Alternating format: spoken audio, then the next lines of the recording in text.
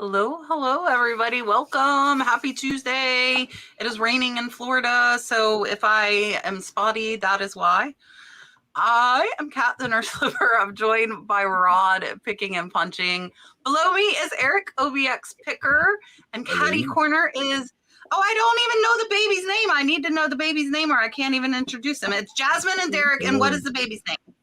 Baby Jordan, of course. Baby Jordan. Baby Jordan is with us too tonight. Awesome, love it. Yes, he is. Say hi, everybody. He's So we are happy to Baby Jordan, it's his first time here, but Derek and Jasmine have been here before as well as Eric. So I'm going to let them introduce themselves to you guys just in case you don't know them. Their links are being dropped in the chat as well as in the description. And yeah, here's Eric. I'm Eric OBX Picker, a part of the Reseller Information Network. If you guys are watching us, we were live earlier today, every Tuesday. But yeah, I've known Kat for a super long time now. We were both baby YouTube channels back then. And so it's great to be here. Always a good time to come and hang out with the crowd over here. So you need to tell them about Reseller Information Network because this is the first time we put that instead of OBX. Yeah, so Reseller Information Network is myself, Tim over the years, Cernox Connection, Cernox, and Leroy, Blood, Sweat, and Cell. And honestly, like I do have a channel, OBX Picker. I've not put much content on there in a while because we really have been diving into our show. We do a live stream every Tuesday from 9 to 12. That is basically us working, hanging out, answering questions, showing up things that we found, sharing tips and tricks. And we drop a pre-recorded, typically on Fridays. We drop a pre-recorded show and answering questions and specializing, deep diving into it. Actually, this Friday, we're talking about all our beginnings in reselling and where we're at now and where we look to be in the future. So you won't want to miss that episode. We'll drop it Friday at 3. So. All right, here is Derek, Jasmine, and Baby Jordan. Awesome. Well, again, my name is Derek. This is my wife, Jasmine, and Baby Jordan. He is 5 months old. Yes. As of now. 5 months. Well, he'll be 6 months at the end of this month, but we were just talking. This is his first live, you guys. So how awesome on Kat the Nurse Flipper. Welcome to the community, son. Yep. Yes. Well, so we have a YouTube channel called the ATL Flippers where we started off doing thrift stores and then went to like yard sales, garage sales, and now we flip storage units on our channel, and it's extremely profitable. It's been blowing up. Yeah. And it's crazy because we actually flipped the storage units when we found out we were pregnant with this guy because we were trying to figure out how to save time with all the things. So he's actually one of the reasons we started doing storage units. So that's kind of cool. Yep. That is awesome. And do you guys think that like the storage unit is saving time sourcing and like letting you be at home more? Definitely. Absolutely. That's one of the reasons why we started doing storage units, because I would go out to the thrift store and spend, 7-8 hours like a full day. Yeah. And I'll, I wouldn't be home with the kids, in Jasmine. So I was like flipping storage units. We win them online and then we just go pick them up, record, go through everything, get rid of the trash, resell everything else that's good. Yeah, but he really like while we're watching baby. So it's amazing. How many are you guys buying on a weekly basis now, would you say? I say we average with like 2, about 2 a week. Yeah. And then how long does it take you to move your merchandise from the 2? Couple hours from each unit, because I got to record and then, move everything, load everything up. So it doesn't take that long. That's nice. Nice. Is it creating a crazy death pile? Kat, you so funny, girl. Yeah, we need more room. Yeah, but it's not crazy, but it's a good little death pile. It is growing. So we have a strategy on our death pile. Yeah, but we definitely get so much stuff, like so much inventory. So we are definitely actively looking at how we can give stuff away, sell stuff. We have multiple ways when we go through these storage units. So everybody in the chat, if you guys want to learn about storage units, today's the day, because we don't really have a lot of people that buy storage units on here. And so feel free to start asking questions so they can answer that. Also, too, Eric's a very seasoned reseller, and he can answer any question you guys throw at him. So we got a good panel tonight. Cassandra sent a $10 super chat and said, thanks for being here every week. Keeps me inspired and making improvements to our reselling business. And welcome to Baby Jordan. And thank you, Cassandra. And then Chelsea Gal sent a super chat before we even started earlier. And she has a question, and then I'll give you guys both. I think maybe we'll do the whale. And Chelsea wants to know, what is your favorite find of all time and why? And she said she loves the pod and all the amazing tips that we get. Oh, I actually got a super cool thing that I just got. I'll show it to you in a second because I moved it already. But I actually, my favorite find was something I actually just bought the other day from another reseller. Is a 1983 T-shirt, Miami Dolphins, AFC champs. I'm a big Dolphins fan, so that's my favorite personal find. But also, I found this in an old estate. This is like a 1970s three-striper Harley Davidson on a $350 hat. So that's the recent, probably favorite finds. Cool. Yeah. So for us, we were just kind of, talking about it, but we found last year, I believe it was a VHS that we sold for $800. Which VHS was it? You got to watch the video, right? Okay. Nah, but it was, that's what I asked. So. Yeah, but it was a cartoon. It was a Shameless cartoon. plug. Yeah, it was a Cartoon Network sealed VHS. Yeah, old school Cartoon Network, like Ed, and Eddie, if y'all remember all of that, and paid 50 cents for it. That's awesome. Nice. Yep. So for my best find of all time, it's actually my favorite find, was a sealed NES copy of Castlevania. Which the reason for that is that kind of got me the big thing in the grading. So I sent it off, got graded, sent it off, and I sold it for $9,000. So I paid $384 for the game and about $100 and something to get it graded. But yeah, so my biggest flip and also my favorite item I ever found. That's awesome. Oh, that's cool. Nice. Yeah, I've been finding Miami Dolphins stuff lately. I love of course, down in Miami, when I went down to Miami 2 weeks ago, I found some dolphin stuff, but I've been finding it up here too. For me, I think mine's my biggest flip as well. And it was actually 2 Judith Lieber purses. I sold them for $6,000. I paid $1,600, but they were so pretty. I don't even carry a purse, but I can appreciate like pretty stuff. I don't wear much jewelry either, but yeah, so over a $3,500 profit, and they sold pretty fast, and they went to the same buyer. I have a video on that. I think it's like my biggest sale is what it's titled, but watch out for Judith Lieber, and they're tiny. They're like this big. They're little tiny purses, and they sold for $3,000 each, which is crazy. Wow. I am going to give both of you ladies, Miss Chelsea and Cassandra, we will give you the whale. Here you go.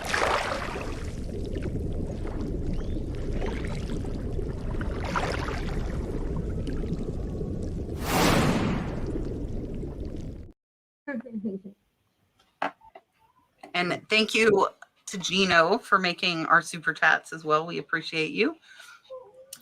Miss Melody wants to know, she wants to make a business name for eBay. Do you recommend she does something more than a Google search? Something more than a Google search. Yeah, I mean, I would just make it. It means if it's taken or not, Yeah. Mm-hmm. Yeah, it's hard. I changed mine a couple times, to be honest. So, you don't necessarily have to stick with what you choose, but I would. Yeah, I guess I would probably just randomize it for the most part, unless you got something that means something, or if you're gonna do a specific category, that may be something. But I really don't have many people search my store other than, I drop the link. But No. Yeah. Go ahead. Yeah, I would say, same with kind of like Eric, is kind of like whatever name you want to choose. You don't necessarily have to see, it doesn't have to be like a big name or like incorporated or anything. You can just pick a name that you like. Yeah, because it's mostly about the items in your store. That's what's going to draw the people, Yeah. The only thing I would say is I would do a Google search for your name just to make sure. Also, too, like Kerry from American Arbitrage says this all the time. If you type in American, he goes American Arbitrage. You type in America, like American Airlines, like everything else pulls up before him because of how it's laid out. So keep that in consideration when you do pick your name for marketing purposes. that you want something easy that's maybe one of the first thing that does pop up on Google, I would also use ChatGPT, help you come up with a really good name that you maybe items that you're interested in, and they'll give you like 10 different suggestions and it's free. So that's something I do a lot with my YouTube titles and my YouTube videos. I use ChatGPT to help me just come up maybe some ideas, and then I change stuff, swap stuff out. So yeah, my big thing would be, are you wanting just a business name for eBay that you're just going to use the name as your username? Or are you wanting to actually like form a business, doing business as? Because if that's the case, you need to do searches in your state to see if anybody else is using that DBA. Like our LLC is under Bradmart deals, because this originally was supposed to be my husband's thing 3.5 years ago. But I have DBA, like doing business as the Nurse Flipper. I have that as mine.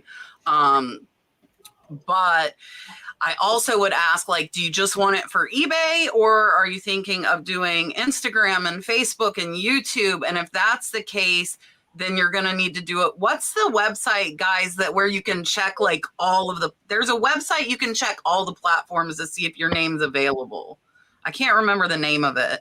You can like go on and it'll tell you if it's available on Instagram, Facebook, TikTok. Like, I can't remember the name of it though, but there's a website that searches all of that. So you need to do that. If you're wanting to do social media too, you need to get that name everywhere.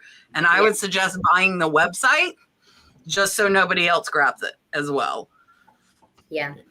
That's good. Miss Linda said, I'm selling my daughter's diamond wedding ring set for her. She does not have paperwork on it. She is divorcing. What do you feel is the best way to sell expensive jewelry on eBay? Honestly, I'll have to pass on that because I don't mess with jewelry. When I have jewelry, I call Kat. That's what I do. He has done that. Yeah, I would say yeah, we haven't sold any. Have you sold your wedding ring or anything? Oh, okay. Just nah, yeah, but nah. So yeah, I would say I know on eBay they do have like the authenticity with jewelry. I believe it is. Yeah, the authenticator. Yeah, so you can check to see, you know, you can go that route or take it to a pawn shop or something. I'm gonna send this from the Cat. The most expensive jewelry piece I've sold is $500. I'm going to assume this is something much more expensive. For me, so Tiger Allen Pride is saying price it for over $500, and that'll force it to GIA for authentication. So that way you're kind of you're safeguarded by that. So mine that I sold, there was no authentication on jewelry when I sold it. But I would try and get some sort of appraisal just to know about where it should be priced. And I would ask for a current market value of it, not insurance purposes, and try and get that. I'm assuming it's gold. I don't do a ton of gold. I do mostly sterling. And then like I said, I sold $3,000 purses on there. I'm not scared to sell expensive stuff on eBay, and I don't think it should be, but I would kind of have an idea, and I would probably buy it now. I wouldn't do an auction on something like that. I would let it sit. But if she's divorcing and has to sell it, you might do an auction and start it at the lowest that you are willing to take. And Casey, Rockstar Flipper, put where did it go? He put the name of the website, I think. Name check. Here we go. So the website is name CHK to see if that name is available. Casey has given us some amazing stuff we're going to do at our 9 o'clock giveaways. So we have a bunch of stuff at 9 o'clock. If you haven't been before, we do giveaways at 9 o'clock every show because all of our amazing affiliate people are wonderful. Yoga Joe sent us $10, $9.99. Thank you so much. Here is, I don't know. Let's pick one. Where'd it go? Okay, here you go.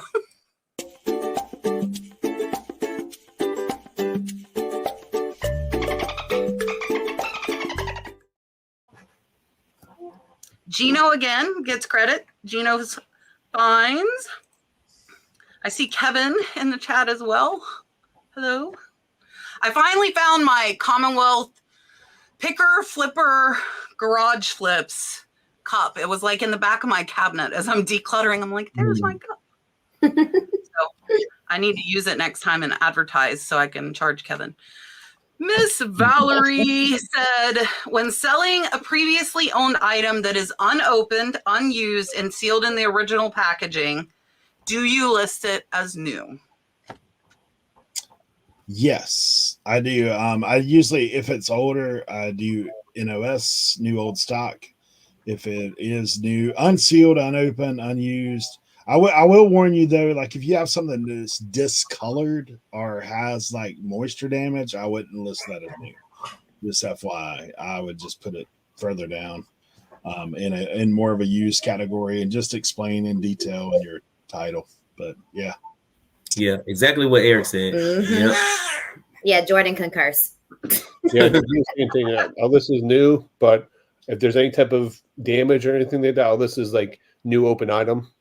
And I just make sure you disclaim it or put a disclaimer in there too. Or new other. I will tell you the only time I've had issues was with a toy that was new. It was sealed. It was from like 1989 and it didn't work. And there was no way to test the thing because it was in a sealed box and I was not opening it. And I think I put it as new other. I put not tested, sealed in the box. And they still, and it was like an amazing collectible toy. They opened it, ripped it open, put batteries in it, and it didn't work. That's the only time I've had issues with that. But I think I won that, like it was a case. I think I won that with eBay because I was like, look, like I put in there, it's sealed. I can't test it. I think I ended up winning the claim, and it was an international buyer. I see a few of you saying it's your first time catching a live, so welcome. Don't go anywhere because at 9 o'clock you can win some free stuff. Yeah, and I mean, you should stay awesome. A workaround for that too, Kat, is so if you put in your description, if you sell anything that's sealed, like an old collectible toy, put in there, this is selling this as a collectible item, a sealed collectible I did item for display purposes only. I had that in there. Yeah, because then if they open it, you know that's what you put in the disclaimer, and then you'll be. Yeah, and I think I told them like if they returned it, the value is now totally diminished, and I'm not gonna refund you what you paid. Yeah, I know you just always say at least half. Like I actually respond to them at least half. But sometimes old stock too, like that. It used to back in the day, they'd put batteries in the box with stuff, and those things will corrode and bust and explode and everything else. Yeah, yeah. Be careful with that. Yeah, it was like one of the talking bears. I don't remember which one, but I mean, it was like a $7,500 sale. Not a ton, but I mean, a decent value. For sure. Miss Bonnie says, when you receive an offer on eBay and it doesn't include the cost of shipping, can you counter back including shipping? So I'm going to assume, and this is one of my pet peeves, I will say this, that somebody is making you an offer and they're putting in the comments free shipping. That is not allowed. So if you accept it, technically they should have to pay the shipping, but we'll let Eric answer. I'm going to go, my employee turned my AC off and I'm hot. So I'm going to go turn it on. I'll be right back. I guess it's kind of twofold. Receive an offer on eBay. So I have that happen all the time that people send me they send me an offer and then they'll also say like the shipping, like basically I will do this with shipping included, or I'll do, and I basically it's like, hey, sorry, can't do that. Like I could reduce the cost a little bit, but I'm not gonna like change my listing to free shipping because then you would have to go back, find it, relist it, do all that kind of stuff.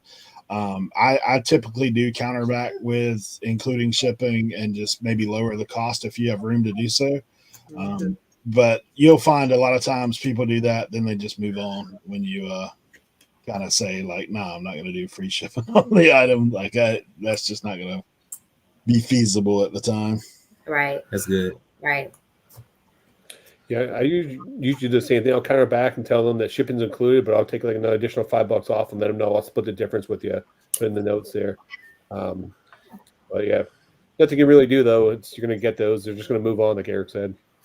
Mm-hmm. You can be a pain in the butt like me, and I and tell them to offer me what they are willing to pay plus shipping because I don't do free shipping and shipping is not free. I am blunt about it. Like, I'm paying for it or you're paying for it. So give me an offer of what you're willing to pay plus the shipping cost, because a lot of times you can't see the shipping cost. If you use calculated, it could be $8 or it could be $15 if it's going, for me, if it's going cross country. So I don't even know how much of a discount I'm friggin' giving them. So I'm super blunt about it. I've been getting people on Posh too. Oh, will you do that offer with free shipping? No, sorry, I do not do free shipping. Shipping is not free. Right. Sorry. So I'm super blunt about it, because the Amazon mentality of Prime and free shipping, like, Amazon's losing money on a bunch of crap they send me because I'll order one little $5 thing and I know it costs more than that to ship. Right. But that mentality, I hate it, because I think people think it's free, and it's not free. Not free. Chance sent us a $4.99 super chat and said, I appreciate this live and how it helps the community. I've been selling just short of 2 years, and this live has been very helpful. Thank you so much, Chance. I greatly appreciate it. Here is your dog.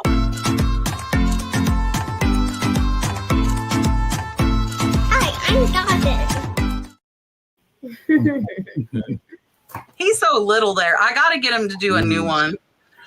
I actually, and I'll spoil this. So I'm hoping I can teach my daughter to do some social media stuff for me so I can post a little more regular via her. But I'm hoping she can convince Dalton to say what we want him to say. So hopefully she'll be better able to do it than me, because he listens to his sister, but he doesn't listen.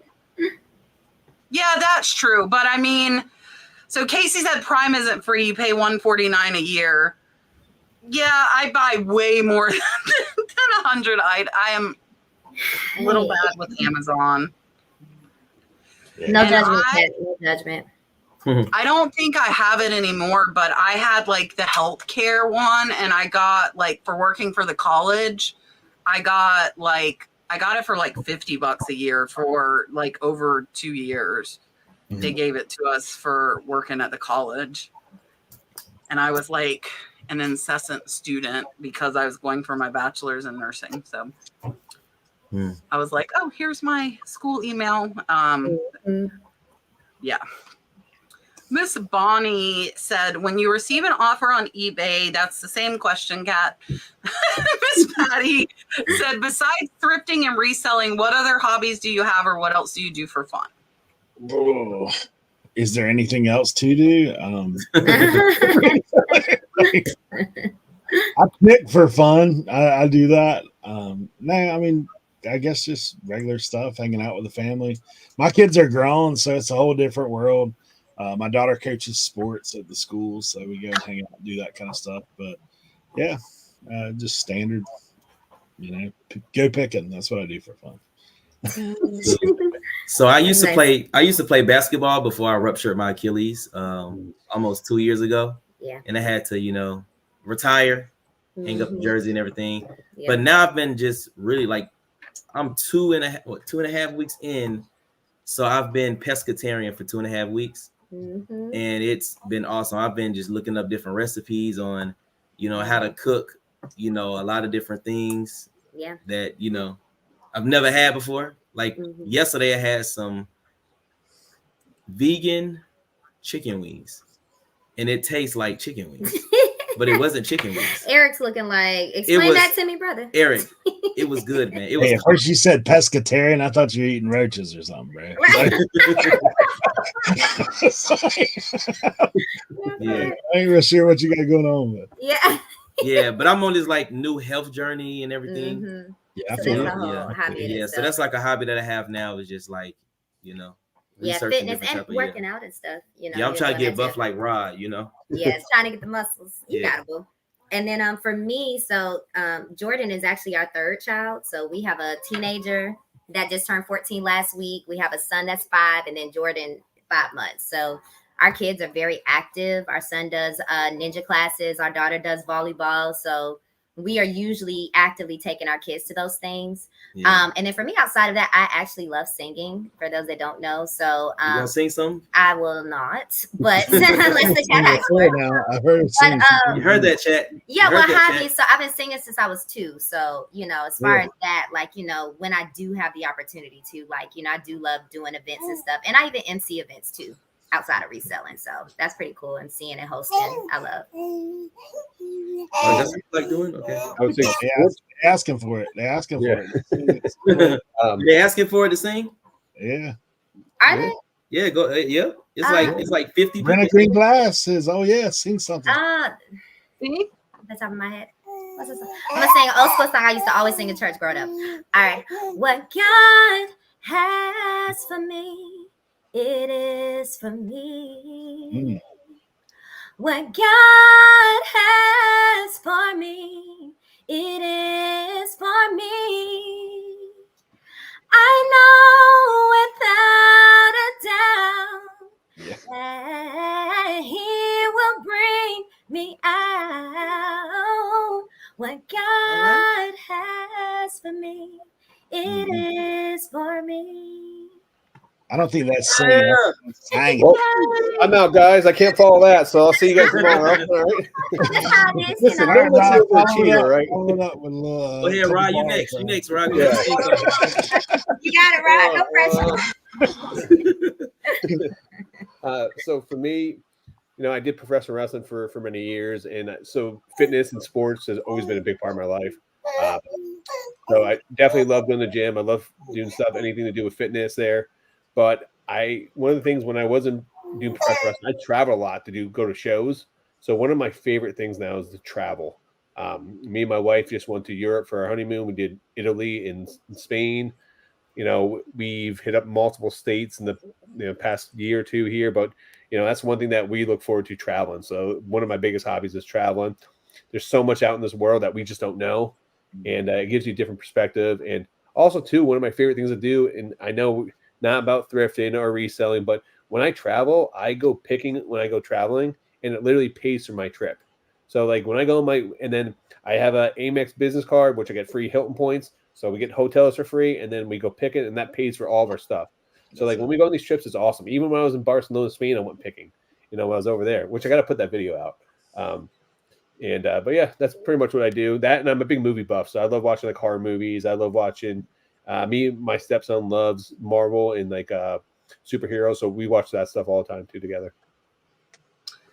Yeah, we are big outdoors people. So we go boating, we go scalloping, we go fishing. We live in the country, and we are like typical. We are country. We go, there's like a nature preserve, and we go drive down the dirt road to look for animals. Like that is one of Dalton's favorite things to do. We like traveling too. I haven't been out of the country though. I haven't traveled like Rod, but I like going to different places, and I like thrifting in those places as well. But outdoors, like when we went to Las Vegas, we went to Red Rock Canyon, we went to the Hoover Dam, just seeing nature stuff is. In Arizona, you went traveling to the ghost town too, right? Yeah, and it's so cool. So in Arizona, I gotta find her name. In Arizona, in the ghost town, I probably spent 30 minutes talking to the potter of the ghost town. So it's Ghostfield Ghost Town, and I have her on my Instagram. I follow her, and she was a physical therapist, totally stressed out. Her mom owns the general store at the ghost town, and her mom's like, quit your job and the pottery shop's for sale. So she had never done pottery. Her mom's like, quit your job, like master's degree job. And now Tori Mudslinger, I remembered her name. Her name is Tori Mudslinger on Instagram, and her pottery is amazing. And me and Brooke, my daughter, spent like 30 minutes it's so cool to like really listen to people's stories, you know, like she was a therapist, and then now she's a potter of all things, and she knew nothing about it, and now she has this amazing little pottery shop in the ghost town. It's just super cool. Listen, we got two of these. Scott sent one too, and Scott said, for the righteous voice too. So now I have to pay them. And then Rosie said a beautiful voice. I think for these 2 super chats, you should sing something else now because they sent it for you. Can we let the chat request a song? How about that? You guys tell her what you want her to sing for your super chat. No, this is gonna be and then we will do that. So we're waiting for you, and we'll do it. And then yes, chat start pinging. We answered Miss Patty. While we're waiting on requests, Chance says, "What does your average reselling day look like?" Ooh, looks like work. For me, honestly, I'm an early bird, so I'm usually up at like 5:30, and that's just me because I used to work a job where I had to be to work at 4, and it's ruined me for the rest of my life. So I typically wake up early, and generally I either do one or two things when I get up. First I check all my messages, right, just to make sure if there's anything out there that it's happened through the night. And then typically I do try to list a few items just to kind of get things going. And then I will pack orders and then answer more questions if there's anything going on with that. And here lately, I'm on trying to get things organized. Holidays are coming. There's a lot of people coming to our house. So I have to kind of put things in correct places. So that's where I'm at right now, is the organization in the afternoon. And it goes on and on with what we're doing right now, with some projects we got going on with the Reseller Information Network. I'm generally pretty busy throughout the day, whether it's YouTube, messing with now that we have our own marketplace, we're doing a lot of Q&A stuff with that throughout the day. So that's keeps us busy for sure. And as y'all can hear, our days that's what they do during the day right there. So usually our schedule, my schedule, because we have 2 different schedules, but Monday, Wednesday, and Friday for me, I'm doing like heavy listing days. And then I have, that's right. And then I have, sorry about that, guys. But then for Tuesday and Thursday, I'm doing a lot of organization. I'm doing a lot of going through a lot of things from the storage unit, getting rid of all different type of things. And then I list every morning when I wake up. I check messages, sort of like Eric does, and then I'll list on those Monday, Wednesday, and Fridays. And then on Tuesday and Thursday, I just have enough items from Monday and Wednesday to just list that's in the draft. Yeah. And usually for us, just because we tag team, so I'm usually the opposite on the business side. So when Derek is listing, I'm usually pulling orders in between watching this guy. So he is home with us full time as well. So just imagine doing the business with the 5-month-old baby, just all the way we do. So depending on how he is, like if I get him down for his morning nap, I'm pulling orders. And it's funny because now even packaging orders, our son is used to the sound of like the tape through anything. Like I can literally package like 20 plus orders and he is not going to budge during his nap time. So it's amazing he's built that tolerance. But usually during the daytime, we're just making sure to get the orders out on time. And of course, if Derek gets like a storage unit, sometimes we're doing videos together. So, usually I stay home with Jordan. So sometimes he'll come home to kind of get my reaction. So we also have to, get the time frames with that as well. Yeah. But every day looks different though, and just kind of add in shuttling kids because I feel like that's a full-time job. Yeah, all the moms. Got a lot going on. Yeah. So for me, I mean, I'm up before 6 every day. No, I have a stepson and wife I take care of and pack their lunches and get everything going in the morning and stuff like that. And then while he's getting ready for school, I'm literally either ending and selling similar, probably like 10. I'll try to do at least 10 items a day or more just to kind of get my day flowing in my store. I switched over. I started to now list before I do my shipping, just to list a couple items because I find myself getting caught up with other stuff throughout the day, and it was really limited my listing. So because I know I have to ship, that's not something that I can skip on. So to try to find a way to kind of trick myself, I will list maybe 2-3 items, maybe sometimes 5 items to start my day before I do anything else. And then that way, if I get caught off guard or do something else or get called away, it's already done. And then I'm usually packing up orders. And then sometimes I start my mornings like this morning. I was behind on my videos, so I had a video drop today. So I literally spent my first 3 to 4 hours this morning editing YouTube videos. So since I have a second channel now, Flipping and Punching, go subscribe. And I'm putting out 4 videos a week. So 2 on my Picking and Punching channel, 2 on my Flipping and Punching channel. And so every day I spend probably an hour or 2 at least editing or getting stuff together for my videos. And then I'm doing listing throughout the day, pictures, trying to clear out. I'm trying to clear out my, I got a massive garage and a storage unit I'm trying to clear out. And then in the evenings, probably 2 or 3 times a week now, I'm running whatnots in the evenings as well. So some of these days are long. Like right before this show, I ran a whatnot. So this is literally, I'm going from like 6 a.m. to the show ends at 10. Like I haven't stopped all day today. So Tuesday's usually one of my longest days, Mondays and Tuesdays. But I love it. So it's not work. Like, yes, I get stressed out just like everyone else, but I have fun with it. Yeah, there is no average day for me. With as much as I have going on, same as Rod. I will tell you things that are always done. So I make sure all my listings are ended if they sold on platform. I do it manually. I choose to do it manually, even though List Perfectly does have the auto delist. I still do it individually.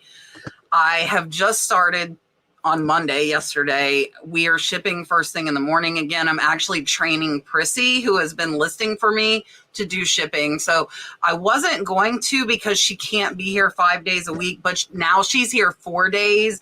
And I feel like that's enough to train her on that, where I could have backup of somebody to ship if I cannot. So Prissy and I will pull. Well, we have to get Dalton up, get Dalton dressed, take Dalton to school. Then I come back. And then Prissy and I have been pulling and shipping. But if I get up at 6 and we don't take Dalton to school till 7, I am ending listings and posting drafts. And today what I did, we packed and then I recorded a haul. I actually just dropped the video on Catch Treasure Hunting. I'm going to copy Rod and say, go over and subscribe to my second channel. I dropped a video about 15 minutes ago. I knew I was going to be live here and I'm like, I don't want to put it out at 10. So there's a brand new video there. I recorded the haul. Then I went thrifting for 4.5 hours recording and I am tired. I got back, I edited the video, and I think that is all I've done. But some days I'm not editing a video, so those days I would be working on drafts the majority of the day while Dalton is in school. And when he gets home, we work on his homework and do stuff like that. My husband does all of the grocery shopping and cooking. I do not do any of that. So he is at home as well. He does all that. And so that is not part of my day at all. It has not been for 9 years now. I don't know if I remember how to cook. I've cooked twice in 9 years. What's a Whatnot? Whatnot is a platform. It is a live selling platform. I know myself, Rod, I believe Eric's on there. Yeah. Derek and Jasmine said they are going to be getting back on there soon. So it is a live auction platform. Jasmine. FaceTiming, and then you can do like eBay auctions on it. Yes. That's what you kind of describe it. Yeah. So Lisa said we are her emotional support, dolphin therapy. So I'm going to give Lisa a dolphin. And then I don't know if you saw it in the chat, Jasmine. It was like a unanimous, like 6 or 7 or 8 people. And it's actually what I was thinking as well. They want to hear you sing Amazing Grace. So I'm going to give Miss Lisa the dolphin. And then we will have Jasmine sing Amazing Grace for us if she is okay with that. And yeah. Mark sent a late fee. She wants dolphin therapy. I think she likes the beach, so we're going to give her that one. Here you go.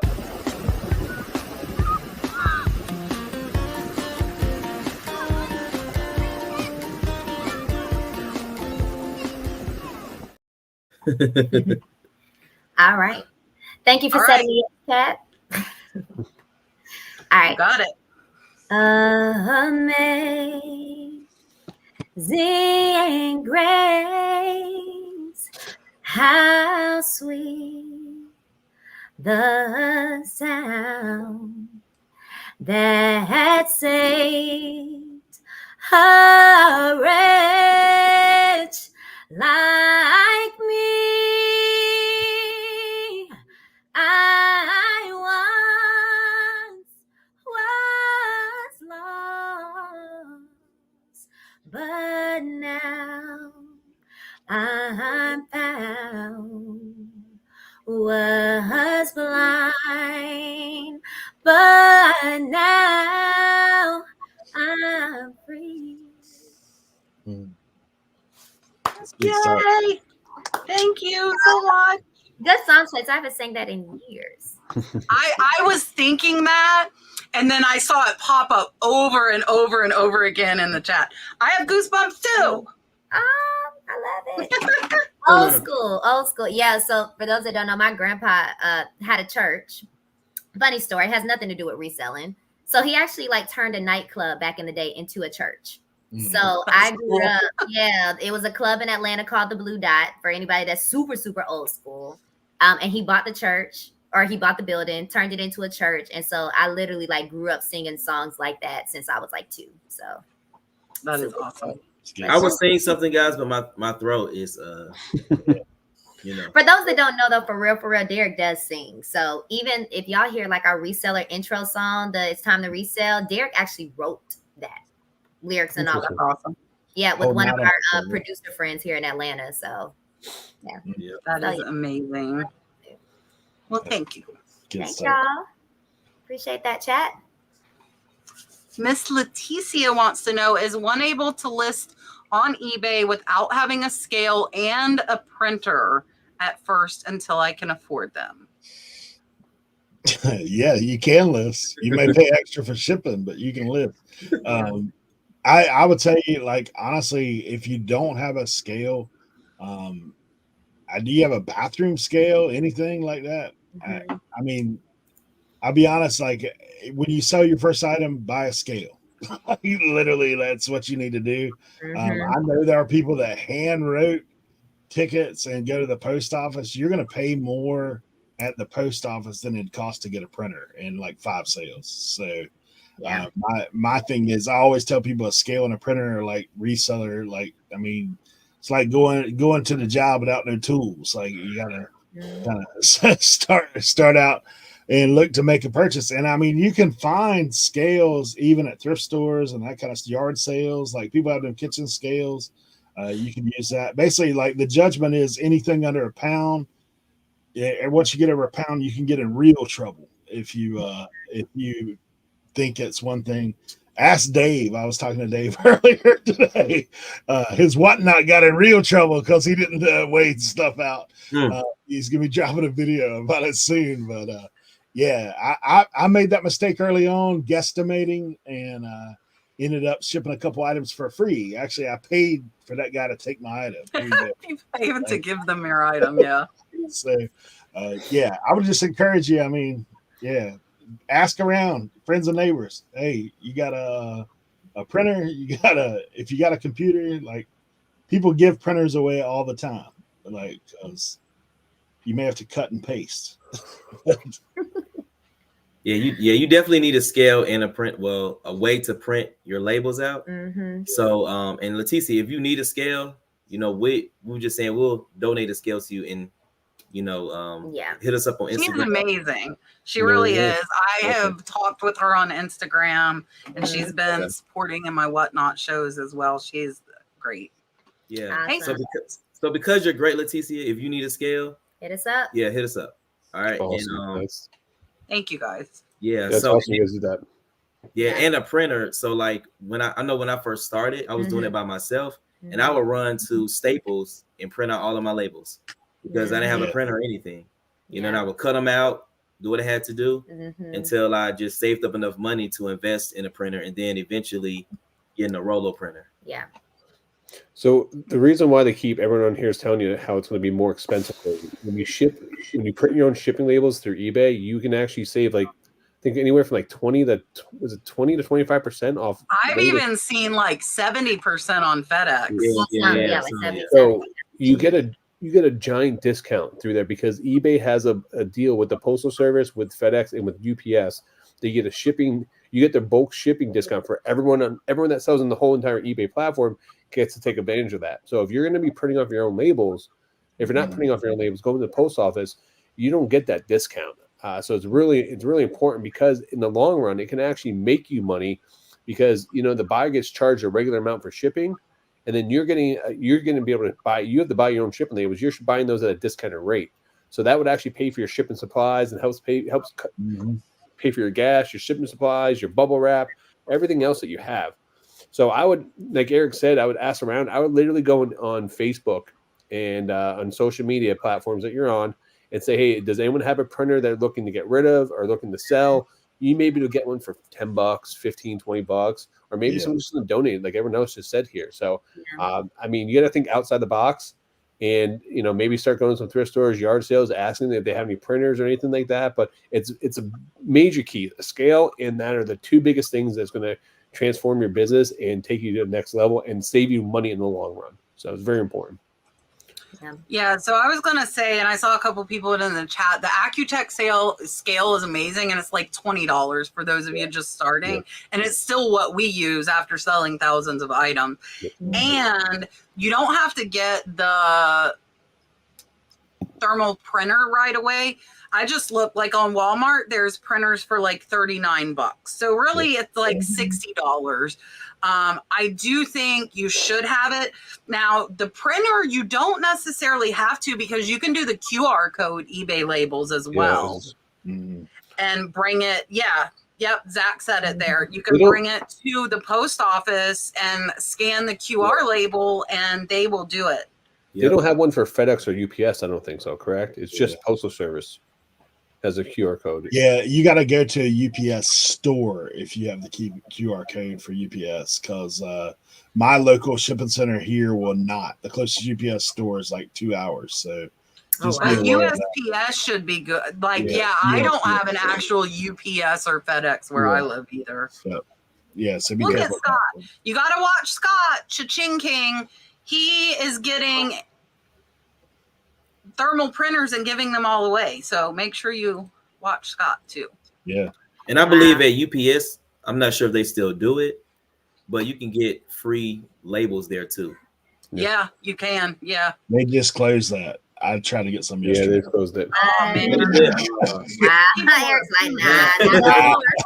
Resellers have been taking advantage of that hack for years. Yeah. I think we finally talked about it too much. They're like, nah, we're gonna cut these jokers off. But we did giving that stuff away. All right. Absolute fines. We're gonna, I think, take this question and then we'll do the giveaway from Casey. I'll tell you guys what Casey's gonna give, and then we're giving away free tape from American Bubble Boy and free poly mailers from Giaro Pack. So we're going to give away a lot of stuff. And after we ask this question. So Absolute Fines wants to know, what are our thoughts on feedback? I'm always worried I'm going to get a negative and ruin the 100% I've worked so hard to keep. Do you think it matters to buyers? I mean, I think if you get down there pretty low, it matters. Like, and if you have a feedback that this guy never shipped the item, this guy sent me a ball of trash. Like, I mean, I think if they're reading it, means like I have a 99.4, like, and the two were guys that it was a exchange of, they thought they were getting something and they were actually getting something else. And then you try to talk to them. There's no feedback. There's no checkup, there's no anything. And there are certain things, used to you could call eBay repeatedly and get the right person, they take it down. They kind of cut down on some of that now. So for me, I mean, I don't think it matters as much as what people think it does. Now, if you get down low, like I'm saying low, like 97, 98, like if you get down that, like people might start going and checking up on you. But like for me, I have over 2,000 feedback, and I'm at a 99.4. So that's just my advice. Yeah, that's good. Yeah. And I mean, we love feedback, definitely, with our business. Because I look at it too, like it's also our work ethic and accountability. You know what I mean? And I think for me personally, like I love reading reviews of businesses personally. So, I love the feedback, good and bad, but to your point, Eric, like a lot of times the bad is just like people that are pissed off about whatever. But if we have like 20 million positives and like that one person that had an issue because you shipped the item and whatever, you didn't read the description, sir or ma'am, like that just kind of, it just is what it is. But probably, sir. But really it's based on the items you have. If you have good items and they're priced good, then they're going to sell. So you don't necessarily have to worry about buyers or looking at your feedback to say, oh, I'm not going to buy from you, even though it's at a good price. All right, well, somebody else will buy it. Right. It's okay, Yeah.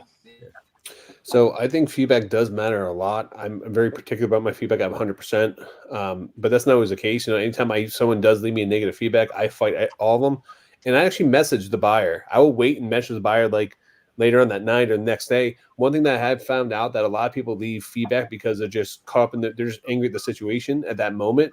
Yeah. They're heated, and then if you reach out to them the next day and explain, hey, trying to make it better, like I've had a lot of feedback removed, but from the buyers just from trying that. But as Eric was saying earlier, yes, you get one or two here and there. It doesn't. I mean, it's not going to really impact you, tremendously. But when you do fall below 98%, it can have a really big impact on your business because eBay can suspend or put you on warning your account if you fall under certain categories. Like let's just say if you sell electronics and you're getting multiple returns in just the electronic category, they can charge you higher fees for selling in those categories. eBay can actually remove your discounts once you fall below standards on eBay platform. So if you guys go in your selling hub, you can look and you can see it's on the 20th of every month they re-rate you based on your last 90 days, and it's a rolling 90 days. So on the 20th of every month, you can see what your standing is going to be for your account, the month leading up to that date. So always keep an eye on that. And that's very important for the health of your account and your business. Yeah, that's good. Because recently we got, we had a return and the person returned the item, but it said delivered, but we didn't receive the item yet. Right. So they left feedback was I need my refund. And we were like, well, we didn't get the package yet, and found out that the post office, the mail lady, she scanned it, but never dropped it off until the next day. So they left negative feedback. And then, the next day when I got it, I said, hey, I just received it. And then, that I end up sending like, can you remove it? And they, removed it or whatever. But yeah, definitely, like you said, Rod, fight it. Yeah. Fight them all. So, yeah. So I'm going to give you a sneak peek of my Thursday video that starts off something like this. eBay really pissed me off this week. Why did they piss me off? Because I got a negative feedback. So I am now at 99.9%, and I'm not happy about it. I know it's not bad, but what happened, and this is a complication that can arise from having people work for you. So one of my listers listed a pair of scrubs. I don't remember which one it was, or I would probably talk to them about it. They listed a pair of scrubs, said it was a women's medium. Brad and I go pull it, and they're 2 feet. They're children's scrubs. If you look at the picture, they look like women's scrubs because there's no measurements. Me and my not doing measurements. I know. And so what I did is I canceled it and said, look, I'm so sorry. This was misrepresented. It is a child size. I don't want to ship you the wrong item. It was a $6 item, guys, $6. So they left feedback and said, item too small. I'm like, I didn't even send you it. I gave you a refund. Like, I was honest with you. I gave you a refund. So I will tell you, I've had negatives. They've all been removed except this one. And eBay says, well, that's the buyer's opinion. And I'm like, the transaction was not completed. It was canceled. And they were it. So I asked eBay, me and my smart Alex self, and if you've been watching me long enough, you know this. I said, so you would prefer me to send this item that is grossly represented to the buyer. They get mad. They ask me for a return. I say yes. And then you'll remove their negative feedback. So you're telling me that this is what I should do. No, you did the right thing. Well, no. Guess what? Next time I might send it. Like so there's a little snippet of my video. I think it's crap because I did the right thing. Right. And it's the $7 item. They didn't get it to say it was too small. They got that from me telling them, being honest with them.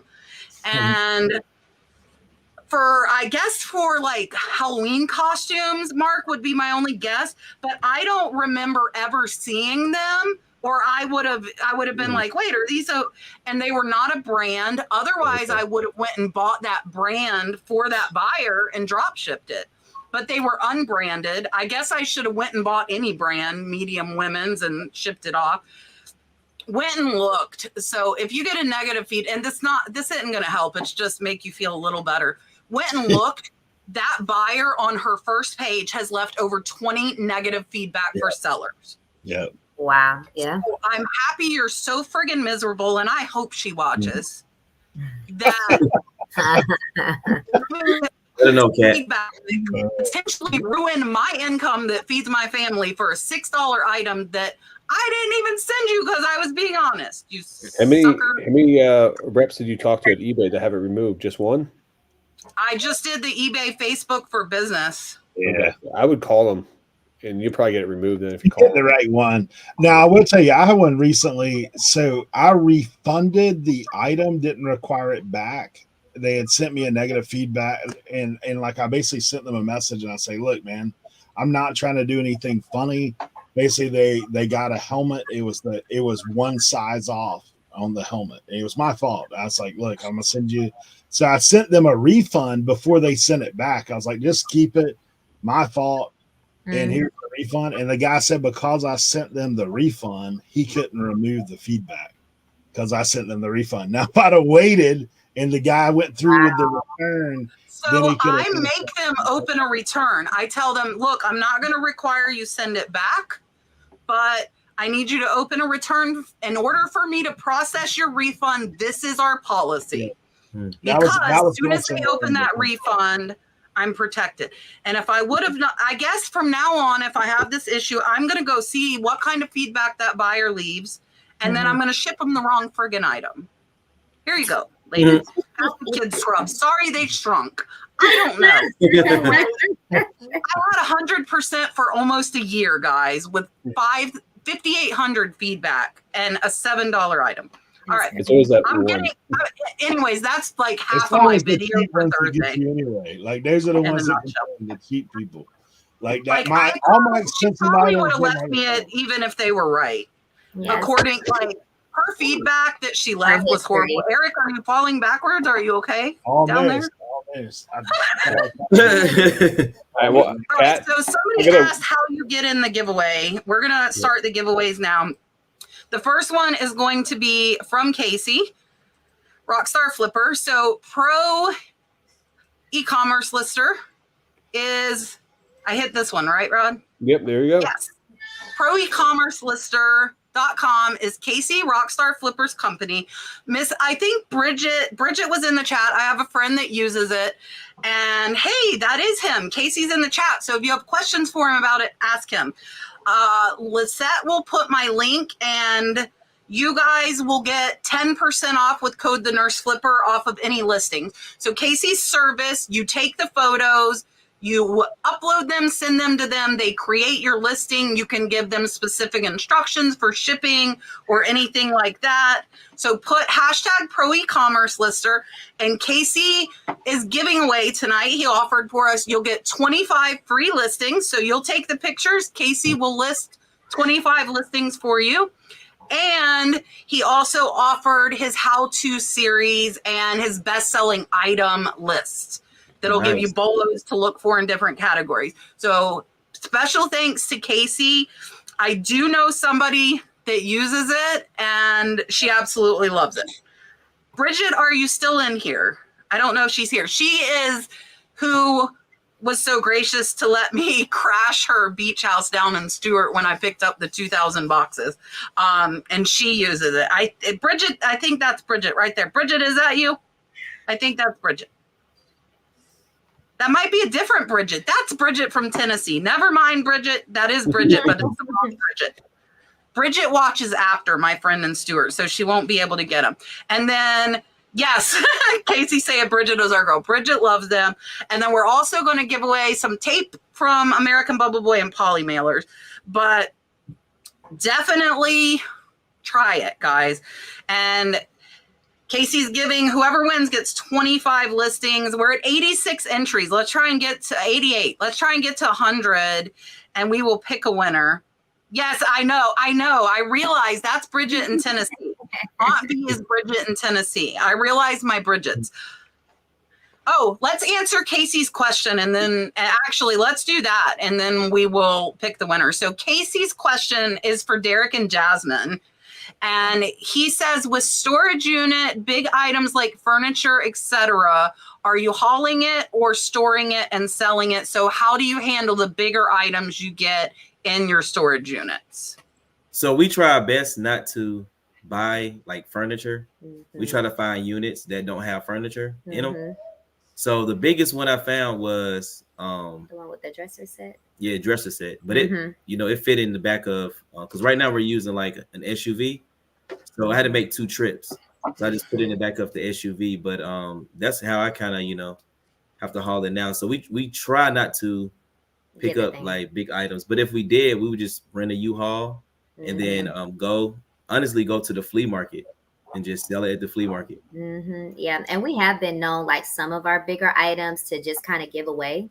And that's just because, if it's family or friends or something like that, like we've already made the profit on a unit, which 10 times out of 10, we're already making profit on our storage unit. So if we're like way, way in the green and it's just, the items there, like we may just say, hey, who needs a whatever, like, because we don't have the space right now to like just keep furniture. Yeah, so we try to get it out quick. So if it's not flea market, it's getting away. Facebook Marketplace, if if you need to, offer up. And you guys are usually buying the smaller size storage units too, because like when I watched your videos, I saw you guys are buying like the you guys aren't buying like the 10 by 25 and stuff like that. You're buying like the smaller ones. Where right. For now, not yet. But like we mentioned earlier, one of our goals is we're trying to save for a truck. Because, we would love to be able to get bigger units, but, we definitely need to get another vehicle to kind of help with that. And then probably our little Jeremiah, he's 5 years old. We need him to get like 10, 15 years older. So he can lift some stuff, right? Yeah, so he can go haul with that. Listen, Dalton was hauling boxes in the warehouse to the U-Haul, and then bigger stuff, we had it on a dolly, and he's like pushing it through the warehouse up the ramp into the U-Haul. Yes.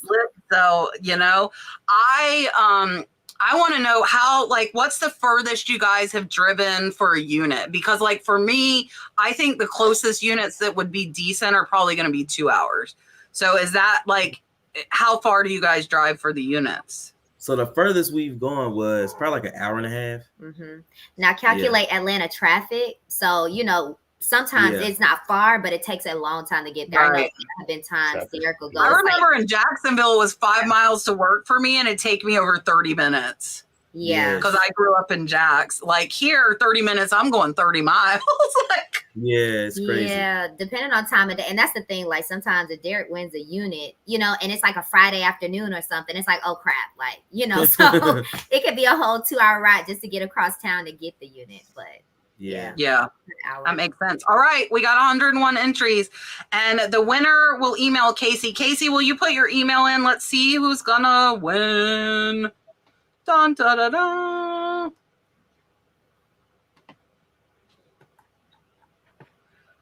JGB Denman, Miss Georgia, you're the winner. Congrats. I'm gonna put in. Let's do GRO pack. We'll pick 2 winners for GRO pack. They give us 2 packs of poly mailers. Anything you guys want off their website, they will give you. The smallest pack, not the big pack, the small pack, any size. This is my favorite. I show it every time. I have plain ones too, but they're not as cute as the daisies. But you can pick padded, you can pick non-padded, and you can pick whatever size. So there's another person that's using it. Mary uses it. She says that they do great listings. And Lisette will put the site, my link in there for you guys, and use my code, the Nurse Flipper. You'll get 10% off for life of your listings. So make sure you use that. GRO pack will give you whatever. Yes, Casey's saying don't forget and use code the Nurse Flipper. Lisette is there somewhere. There are so many giveaways. I can't see her. She is there. Oh, I want to say a special thanks, guys, too, to Lisette. So Miss Marcia couldn't make it today, Red Cardinal Treasure. So Lisette graciously agreed to help me moderate. I saw Mark is here too, but Mark was going to be on his phone, and it's hard to moderate from your phone. So I asked Lisette to help us, and she said yes automatically. She is amazing. So thank you so much for helping. I appreciate it. And there's our GRO pack. So with GRO pack 2, guys, you get 10% off any order, and they already have the lowest prices on poly mailers. I have comped them. We use between 500 and 1,000 poly mailers a month. So the lowest price to me matters, as well as quality, and they have both. And you get an extra 10%. Lucky Jesus is in the running. Lucky Jesus has won. Lucky Jesus won like a month ago. Wow. We'll see if he wins again. All right, let's go ahead. We're going to pick the first winner, and then we'll pick another winner too. So keep entering if you haven't. Da-da-da. Transformers. Oh, Lucky Joe! Wow. Lucky Jesus win by saying that. Pat? Lucky Jesus. Kat, Wow. repeat after me. Rod's going to win the lotto. Yeah, it's right. I didn't say it. Who said it in the chat? No, I didn't say it. Michelle said it. Look, Michelle said it. I was reading it. Listen. Lucky Jesus, you got it. Live by Okay, the if you name. win these, we're going to pick another winner. If you win these, you go to gropack.com, pick what you want, the size, the color, and then you email me, thenurseflipper@yahoo.com. Tell me what you want, tell me what size, tell me your mailing address, and they will ship it directly to you. All right, one more winner. Lucky Jesus cannot win again. Don't worry. Here we go. Dun, da, da, da. Congrats to ATL Flippers. Yeah, I know you gotta see it. D. Smith, you got it. Nice. Congrats. There's still tape. There's still tape. Dun, da, da, da. All right. 6 rolls of tape from American Bubble Boy. Hashtag my go-to tape. And then I gotta talk to Joel because that's my last coupon link I have. Hashtag my go-to tape. You'll get 6 rolls of my go-to tape. That is all we use. And my code works there too. The Nurse Flipper, you get 5% off tape. You don't get anything off of bubble wrap because it's already really cheap. Listen, Scott, look at Scott being all rowdy in the chat. I think Scott has won membership to my channel like 2 or 3 times though. I've won Yes, 2 memberships too. Just See, I agree. Lucky Jesus needs to play the lotto. But maybe it's even been 2 months. It's been a while. The funny thing that always gets me, and Rod, I don't know if you've had this happen. I've had the same person, and I have 50 to 100 people in my whatnots. I'll have the same winner win 2 to 3 times, and like these are totally random, and it's crazy. I used to run raffles for video games on Instagram, and I used to have one guy that used to always come in and buy a bunch of spots. And he would I had to stop doing them because people always think it was rigged because he would win almost all the. He would win probably more than half my raffles I would do. It was crazy. All right, let's see if we can get to 150, guys. We're at 142. We'll pick a winner of tape, and then I will ask my friend Joel to give us some more coupon codes. Last time I was out and I told him, Joel, the people want tape. He gave me more links. Oh, let's play a dolphin for Miss Julianne. She sent us a 7. Lucky 7s. That's who Julianne needs to play lottery. I'm going to give you Yvonne's Mermaids. And the next super chat will get Rod. So if you like Rod, the next super chat's going to be Rod. No For now, Rod. it's Yvonne's Mermaids. Here you go.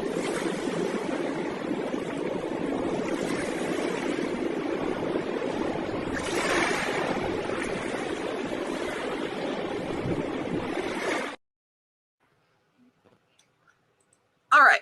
Let's pick a winner, and then we'll go back to your questions. We're almost at 150. I'm going to draw it. Dun, da, da, da.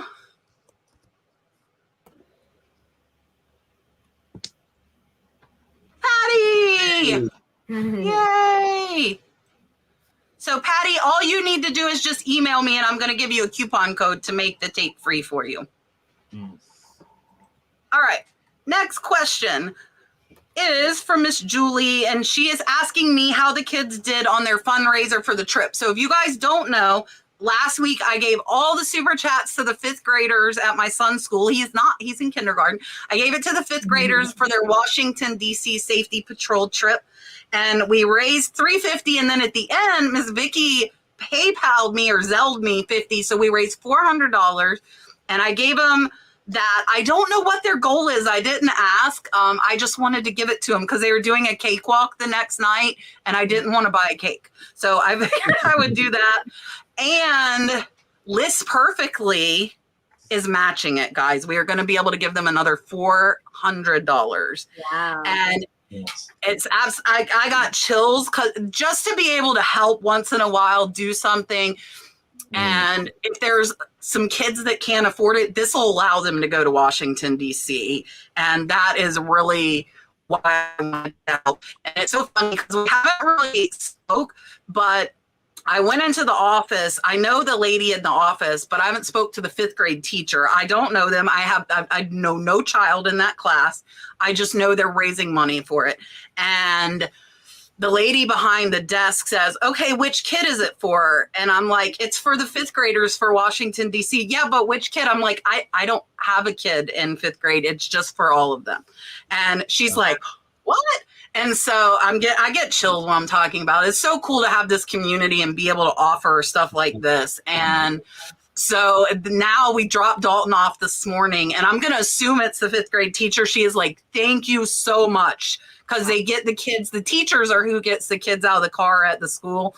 And she's like, thank you so much for your donation. I'm like, I have more coming. I think List Perfectly, I just told him to mail a check to the school. So that'll be, and I'm like, don't tell anyone. And then I was like, crap, I probably just told the 5th grade teacher. I wanted to surprise him with the extra, but yeah. So Clara, I'd asked her and she didn't get my message till after, but she said, absolutely, we will match the donations 100%. And yeah, so List Perfectly is kicking in as well. And last year we raised money for children hurt in a school bus accident, and List Perfectly matched $2,000, guys, that we raised there. You ask why we love List Perfectly, besides it making us more money, they are an amazing, amazing set of people there.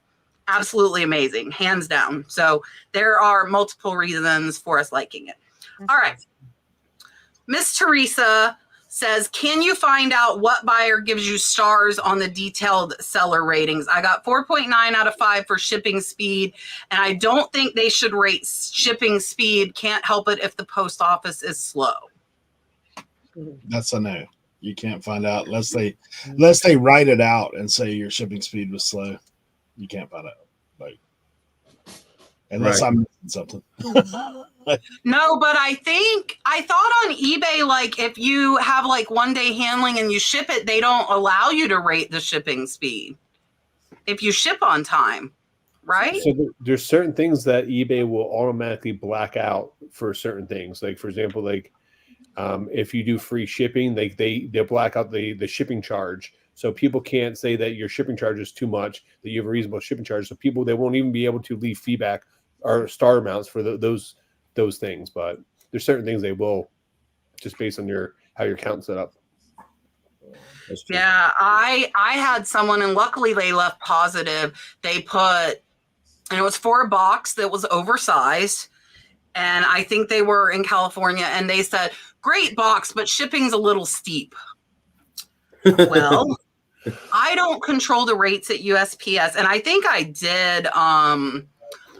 did comment and respond. I'm sorry, shipping rates are increased. We are in the holiday season. We charge exact shipping. There's no handling fee. So I did respond, even though it was a positive, guys. If they say something negative in that feedback, I feel that's just as important to respond to as an actual negative, because people still read that, so I wanted to have a little thing on there, but yeah. And like, we don't charge any handling fee, it's, yeah. All right, let's see. Kevin has a question.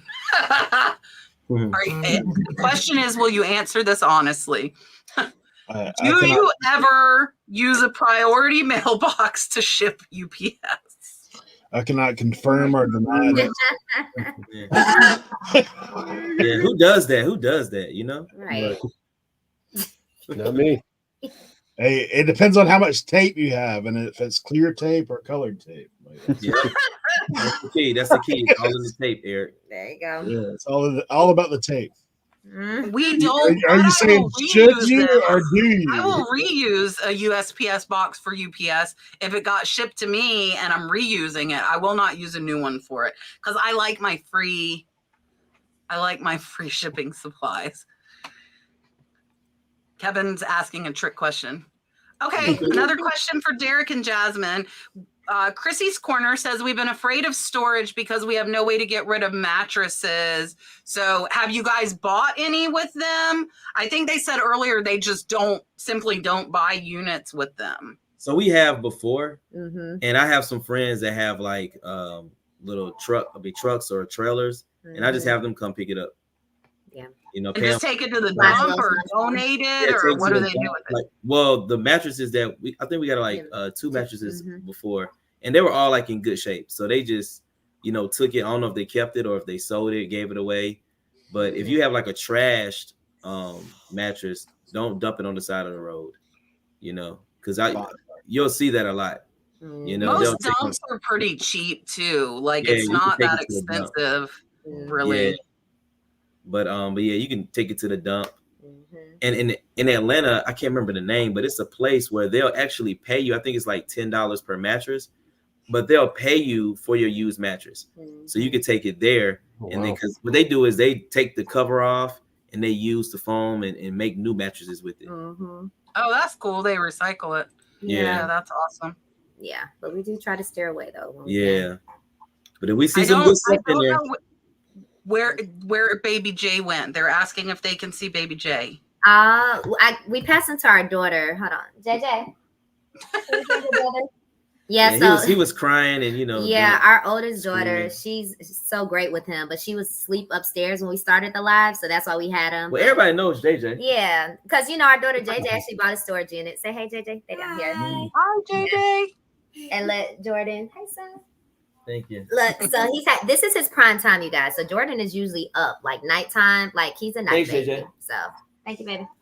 So I say I'm back. Hello. Look at that smile. Yeah. So, anyways, he was on 1,000 earlier, but we'll try to hang with him a little bit. All right.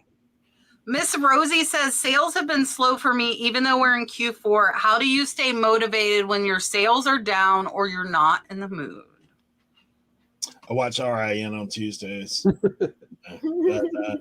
Honestly, like we do get together and encourage one another. That is the great part about being in a community, is you're not in it by yourself, even though sometimes you may feel like that. Because I would, and honestly, for me personally, I don't get caught up in negativity. Like I just, your journey is gonna be just like this. So just like there's a valley, there's gonna be a mountain. So like as long as you just keep doing the work, it'll work itself out. Like that's how it is with me. Or you'll get better at what you're doing. That's the other thing. Like you'll learn things, not what you change your strategy a little bit, and sometimes that is what you need. So yeah, agreed. And we've done different strategies. To Eric's point, like sometimes we may offer a different sale, because it's just a lot of competing things during the holidays. Like we get it, money gets tight for a lot of people, but it's also a great time frame. So sometimes we'll pivot and do a different type of sale. Even just staying motivated, that's one thing I love about working with my husband is like we usually tag team. So even on days I'm not feeling it, like he may be over there grinding, doing like 30 listings for the day. And I'm just like taking a nap on the couch. Like I can't today. I just need a mommy moment, but I do, we give ourselves grace and then, we get right back to it and we get back on the grind, Yeah. So, and I'll say too. Oh, go ahead. Yeah. Go ahead, Rod. You good? No, it's just good. Oh, I was gonna say, one thing, I work with like a lot of other people and help people with their business and stuff, and I find out a lot of people micromanage and look at they focus so much on their daily numbers, and you need to take a step back sometimes. Look at you may have 2 or 3 slow days in a row, but then what have you done for that week, or where are you projected for the month? And by taking a step back and looking for the bigger picture, sometimes it can help put your mind at ease, because a lot of, especially right now, the fourth quarter, because the fourth quarter is a little bit slower than for a lot of people than normal, than what they've been used to the past couple of years. Because with the pandemic, the fourth quarter was insane because everyone, you had no place else to shop. So that's what a lot of people knew. A lot of people got into reselling at that point in time because of that. I would say though, to stay motivated, simple things like change up your daily, your task. If you're doing the same thing every single day, expecting the same results, the definition of insanity. I always tell people to go list or get to a place that where you're not, get out of your house, go to a parking lot, go to a coffee shop, try to change it up. Talk to, Eric made a great point about the community. This community is great. You can go on almost every single day on YouTube and find some reseller who is doing a live. Like RN guys do their Tuesdays. Ken, who's just on here, does his on Thursdays. There's a lot of other people that are doing lives every single day of the week where you can go on there and help get motivated. So, reach out to the community. List Perfectly is great. That's why we always talk about List Perfectly so much. They have a listing party where you can log on. And so if you have List Perfectly and you cross list, you can log on to a listing party and list with a group of people across the country and help motivate yourself. So there's a lot of things out there. You just have to find ways to help motivate yourself. And for me, I don't want to work for someone else. This is how I support my family, and I love what I do, and I want to be able to do whatever I do every single day. So that motivates me. Yeah, and I've had this honestly a lot of this year. I've been super, super down. I think I talked to Derek and Jasmine last time they were on. It's just like really, really hard when sales are down. Like for those of us on YouTube, it seems like sales are down, views are down, like everything that can be down is like all down at once. And it is very, very emotionally taxing. And we have been lucky enough that Q4 sales are way up for us. To stay motivated, I honestly wasn't for a long time. I wasn't listing every day. I was just like in a funk. And it sucks because you're down because sales are down, and then you don't do it, and then your sales are down even worse. So it's like this really, really, bad circle. I am lucky I found employees to help me with listing. And that has super kicked up our sales, as well as Rod letting me buy his boxes and me getting incredibly lucky with the box buy, because most boxes are 100% sell-through rate, guys. They are absolutely amazing. And so I would say you got to push through it. And most of the time, the hardest part is starting. Like once you start doing listings, it's easier to do more. It's the actual starting. So if you can make yourself start doing something, you'll do more. Treat yourself. Like if you list 10 items, go thrifting if that's what you like, or go to garage sales, kind of like you're 5 years old and you're getting, a reward for doing your chores. But it works, because the thrifting part and the sourcing part is the fun part. But don't overdo it to where you don't have money coming in, you're spending too much. But I have been in that over 6 months of the year. I've just been like down, and I pushed through. But I'll tell you, a lot of days I didn't list at all, and my eBay sales reflected it. I was down to $5,000 a month from 20.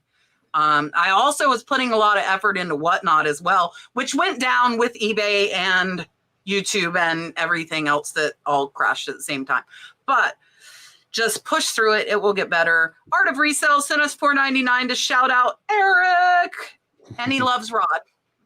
I don't know what that says for me and Derek and Jasmine and Baby J. We're feeling very left out. He'll be on next week with us. So. And he gets Rod, because I said the next one got Rod. So he'll be happy because he loved Rod. Here you go.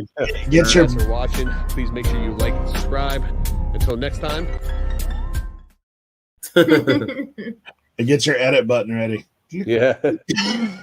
he knows he has to be in his best behavior. If you guys don't know who Art of Resell, he's gonna be on the show next week, but he might be one of the most entertaining people in the reselling community with his YouTube and his TikToks. Mm-hmm. So if you guys do not follow him, click on his name, give him a follow. He'll be on next week. You can ask him a bunch of questions with what he does, because he has a big following on TikTok. I think he was a couple hundred, maybe 150,000 or 300,000. And he has a huge following on there, and very entertaining. Lola sent us $9.99 super chat and said, "I love all I learned from this live." Thank you so much. I don't think I played the original super chat yet tonight, so here you go. Super chat. Taking it back. Thank you, Lola. Where are these coming from? Thank you so much, Miss Catherine. I appreciate you. Here you go. Thanks so much.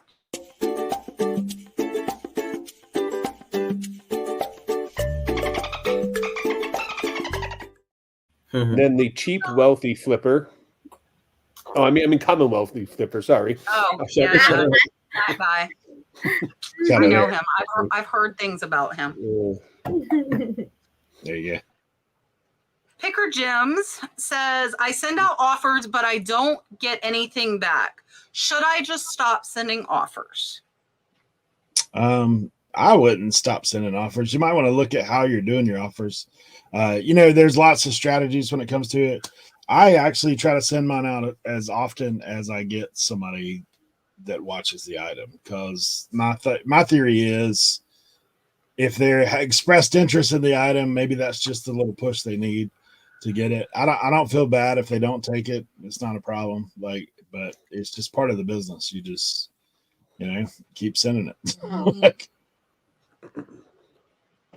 Yeah, so when we send out offers, a lot of times we'll put a message in there and we'll say like, hey, here's a special offer just for you, for a limited time. So you might want to, purchase it if you're interested in this item, because it's not going to last for long, and then send it out. And a lot of times that's how we get sales too, because, they feel like, oh, I got to hurry up and buy it because it's not going to be here. And it's at a good price, so I want to buy it. So I would say if you're sitting on offers for like 5% off, you're probably not going to get much bites on that, because, I know a lot of people that do the percentage points when they do it, and it doesn't really work that well. You have to make the offer enticing for people. So, if I'm sitting on offers for 20%, 25% off, like that's going to get more people interested in purchasing that item. Eric also made a good point about sending out right away. If you do get people that are liking your stuff, it could be beneficial to send it right away, because they may be searching for other items or trying to find maybe cheaper items they're looking on there. I have a marketing background, and one thing they would always say, like when you get leads, if you can't get in touch with that lead with that first day you get it, the chances go down dramatically over the next 48 hours if that lead's actually going to be able to get in contact with a lead, or that lead buys from you down the line, because they may just be caught up in the moment and being an impulse buy. But I would say for me too, I strategically send out my I'll send them out when I get them, but if I'm like busy and doing stuff, I didn't send out my offers, I usually wait around like lunchtime to send it on the East Coast, because majority of people have their phones in their hands, or in the evening I like to send it like roughly like 7-8 o'clock, because what's everyone doing at 7-8 o'clock? They've already had dinner, they're sitting down watching TV on their phones. So getting that offer I always found that I had good success with that, when I do mine. Yeah, so my question would be, what percent are you sending? Because I'll tell you, if somebody sends me 10 or 15%, I'm not going to pay attention. But if they send me 20% or 30%, I'm going to. Now, I will flip side that and tell you all my listings listed under 3 months, I only send out 10%. And if they take it, they take it. If they don't, they don't. A lot of times they sell full price. But my new method of doing this, after for probably the last 6 months, since I said I wanted to kind of get rid of some of those longer tail items, I send off 30% if I've had it listed more than 3 months. If it didn't sell fast, I want it gone. So I send out that 30% off. I also have taken some offers at 50%. If I've had it for a long time, I don't have much in it, I'm going to take it. And I have to make myself take it. I will tell you, because my instinct is to hit decline. I'm like, oh, you lowball sucker. But then I'm like, wait, Cat, stop, breathe, think. And then I begrudgingly hit accept. I got a question for the whole panel here. When you guys send your offers, do you allow the buyer to counter you back? I turned it off. Okay. It depends on how low I sent the offer, to be honest. Like that's I start at 15. I'll be honest, like the way things are with me, a lot of times you might get a deal if I've had a bad day. Yeah. If the sales aren't where they should be, you might get a deal. You might get a heck of a deal, like 35, something around that, because everything I have currently is paid for and has been paid for by every buy I made. So like that's a mental block too. I know exactly what Kat's talking about. Like when it's like, it's okay, so hard. I'm like, yeah, no, think about this. You $100. Yeah, you want full price. You paid $5, Kat. You paid $5. Let it go. That's what I think about all the time. I stop and think like, man, I actually let some stuff go recently way under, because I was like, you know what? I did too. I'm set on this. Like, just take it. What am I going to do with it? But just keep looking at me when I get a full order. So that's what I do. Yeah, and I'll definitely say for us, depending on like the time frame of it, if we're just trying to get inventory out, especially with us doing storage units, we're getting our items dirt cheap anyways. Yeah. So, you know, sometimes we will just let it go if they counter. And even like we also sell on Poshmark, so we do counters on Poshmark. Like, Man, Posh is the worst for low ball offers. Those suckers are way worse than anywhere else. No, Yeah. Macari is the worst. $5, you have it listed for $100, and give me free Macari shipping. is worse, man. Yeah. Yeah, I tell you, Macari. No, I don't get the low ball on Mercari. Yeah, I only get them on Posh. Really? Wow. Yeah, I get them on Posh. Well, because Macari, they only allow you to They go. would have to bundle to low ball you. Mercari won't Yeah. let them send less than 15%. I think it's less than 20%, right? Isn't it? Or is it 15? I don't know. Yeah. But I'm like Eric. I don't, depending what the item is, if depending on the price, but I will most of the time allow people to counter on it. I was just curious, but I mean the biggest thing though, as you heard from everyone on this panel tonight, is we make our money on the buy, not the sell. So we have the flexibility. So to go back to this offer thing here, a lot of people are sending out offers for 5% or 10% because that's the only wiggle room they have. Or maybe they pay too much for the item. So you got to take that in consideration when you do have your offers. Like people in the chat that I won't name. Starts with a C, ends with an F. Oh, it ends with something. So I turned it off. When I started doing 30%, I turned it off. So they can still they could decline my offer and then send me another offer. It's not like I'm saying I'm not going to take any offers from them. But if I'm sending them 30%, that's really the lowest I want to go. That doesn't mean I won't consider if they go through the trouble of going to the item and sending me their own offer. The thing on Posh, I have increased what I send out automatically, and that's my lowest on Posh. And so if they counter me on Posh, they're out of luck because I just offered them my lowest with $5.95 shipping, and I'm not going to take lower. So I'm like, decline. And if it got past 10 declines, I block them. And it has. They'll just keep trying to come up $1 and they're, way under 50%. I'm like, I'm tired of your offers, and I block them. So I actually had a guy recently on eBay. This is one of the funnest counter offer situations I've ever had. Is we went back and forth. Basically, I think we started at 150, 100, and he was at 50. And I was like, so we kind of went back and forth for a while. I think I sent him maybe a 15% offer to begin with, and then we kind of went back and forth, and then finally it got down to where I was where I would have took, I think $70. I would have took 70, but he shot back one more time at 63 or something like that. So then I went to 70. I went down to 70. He wouldn't take it, so he went to 63. So then my next offer was 75, and he actually took it because I think he was scared. Oh, okay, he's not gonna. That's it. They're out of offers. So listen here, Scotty, buddy. Lynn said firm means firm. So when I write to someone, this is my lowest, I mean that. I'm I will counter them back at a legit, the lowest I'm willing to take. If they come back, I decline. And I will tell you, a lot of times they come back and re-offer what I told them was my lowest. Right. I'm I just told you. Leroy sent us $2. I think Leroy that guy played the pillow fight. I think Leroy wouldn't enjoy the pillow fight. Here you go, Leroy.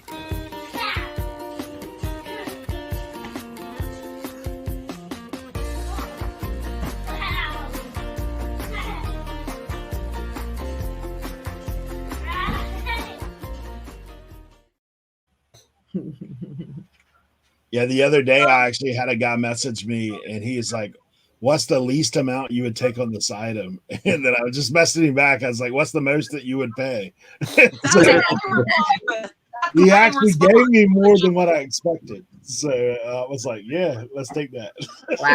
Yeah, that's how I reply. Exact same thing. Yeah. Miss What's the Vicky name? or Mr. Bill, I don't know which one of them it is. These are amazing people that help me at our slipper camps. They are, and they go out on the boat with us too. So you might have seen them in boat pictures. They want to know, how do you handle a paid for order that the buyer contacts you and says the address is wrong? I have contacted them to cancel, change, add, and reorder with no response. Yeah. I'll tell you the way you should respond is that cancel, change, reorder.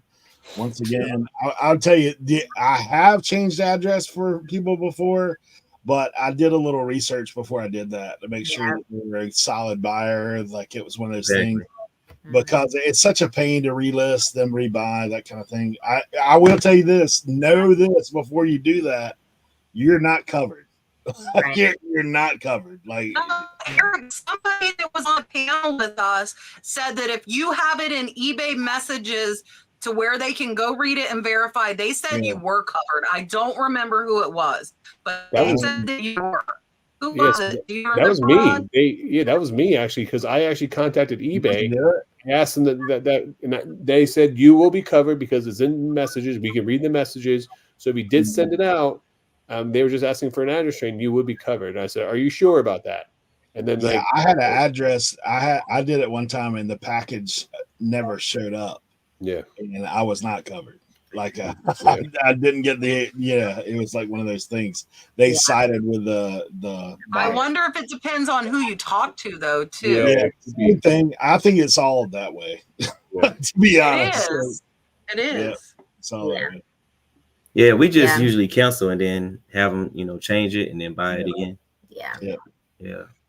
So I normally would have them change it or cancel and then have them change it. But I mean, if it's John Smith that lives in Florida and it's going to like somewhere like an hour away in Florida for John Smith, then you tell the person just didn't update their thing. But if it's John Smith is buying it, it's someone he wants me to have it shipped to like John Smith in Florida wants me to ship it to Greece or something, like that's a scam. Like I'm not going to do that one. So some drop shipping. It's always going to be kind of just depends on the situation. If it's the same name and it's close by, I'll just change it. Depends how much the item is too. If the item's $20-$30 item, like worst case scenario, I lose $20. Like not a big deal. That I need that $20, right? Yeah, true.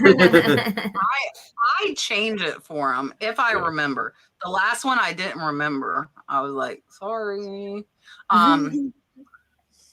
But I change it. I mean, I would think twice if it was, I would say like over $100. I would think twice, but under 100, I change it. I've changed it. I would say maybe 3 over the last year. I don't get a ton of requests, but I didn't have any troubles with any of those that I did change. So if it's not expensive, I would just go ahead and change it. I love the chat, but sometimes I hate the chat as well. Mark. All right. I'm going to answer this one because I know how to fix this problem. Yoga Joe says, I sent an offer on Posh and then it sold on eBay. I tried to take it off on Posh, but I couldn't because it had an offer. Does it ding your account if the Posh liker accepts? So first I'm going to tell you how to fix it. And what you need to do is edit your listing and change the size. If you have it as small, make it medium. If you have it as one size, make it large. And then once you change the size, that then allows you to delete that listing. So that's the workarounds on how you can delete the listing if you have an open offer. Does it ding you? I had like a 50% cancellation on Posh and they didn't kick me off. So, and I don't know if you guys remember, I think it was a year and a half ago, I was horrible about ending listings and I took myself off Posh because I felt so bad and I put everything back on new. I'm like, I'm canceling half my orders. So I took myself off there, even though they never did. And it was legit like 40 something %. And I'm not proud of it, but I was like, why haven't they kicked me off this platform? But now I keep on top of it. So yes, edit the size, then you can delete it. But if they do accept it, you will not be dinged on Posh. So I would suggest canceling the Posh order if they do it, not eBay. Don't cancel eBay. Yep. Chance wants to know what % of your sales do you need from non-eBay platforms to justify paying for a cross-listing app? I'm wondering if it's even worth it for me at this point. I would say most of these companies have a free trial month. I would say look at that. Go ahead and take the free trial, try it out, and see, is it worth it? Because really, that's a hard one to answer because there's a lot of variables, right? Like I don't know how much, if your percentage of sales is 50%, but you're only selling 2 items, then it ain't worth it. You know, if it makes sense economically and time wise, but I would just take it and test drive them. Like they give you, free time. I don't know if it's a month for everybody, but I know there's a certain period of time, a couple weeks at minimum. So try that out, see if it's worthwhile for you to do it, see if it increases your sales on other platforms. But that's Yeah, and to add to what Eric said, because we actually got on List Perfectly off of you, Kat. We used your code, I think, this summer. And it's been great. Like we started cross-listing on 2 other platforms. So we're primarily eBay, but we do Poshmark, Mercari.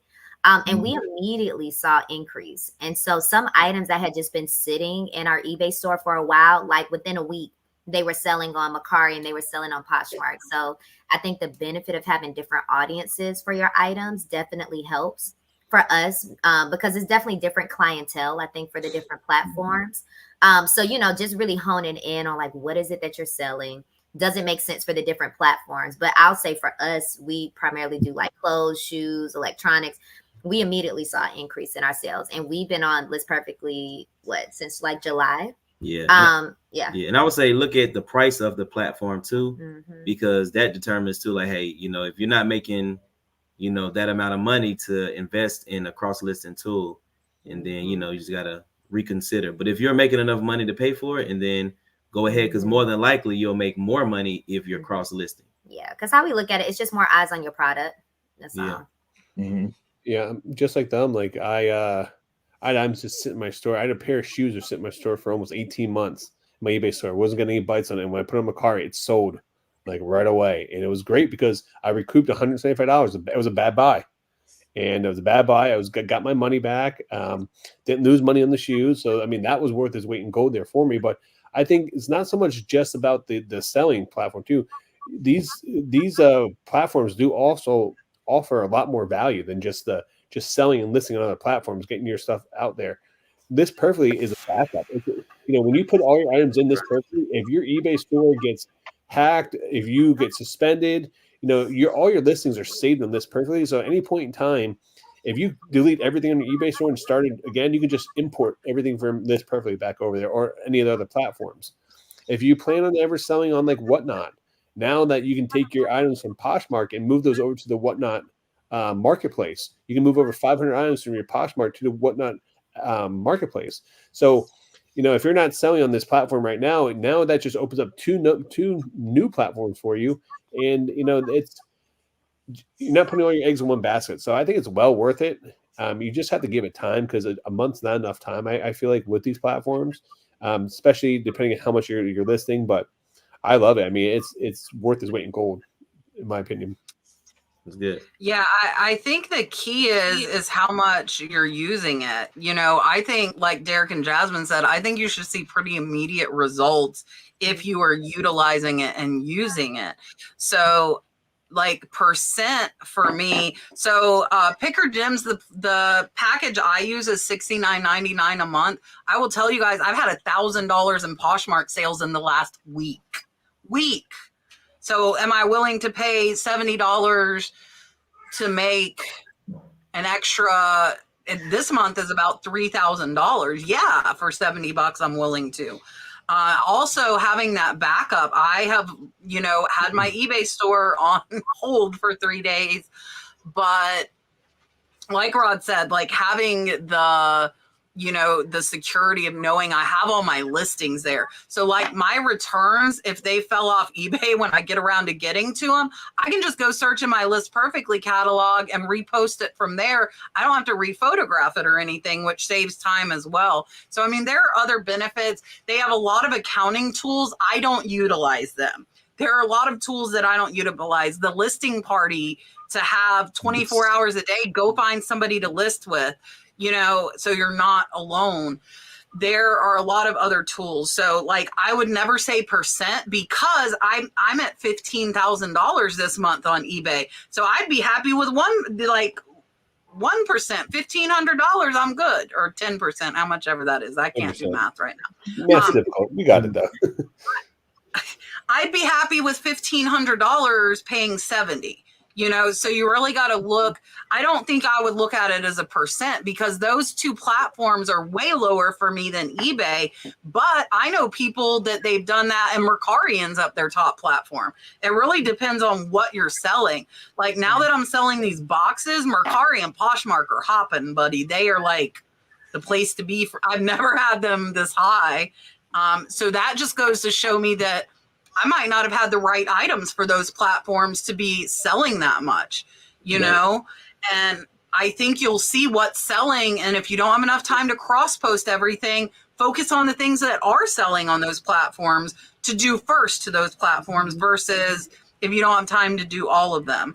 So yeah, I wouldn't use a percent. Because like for me, the percent is negligible. I'm looking at the dollar amount and is it worth it? And for me, it is.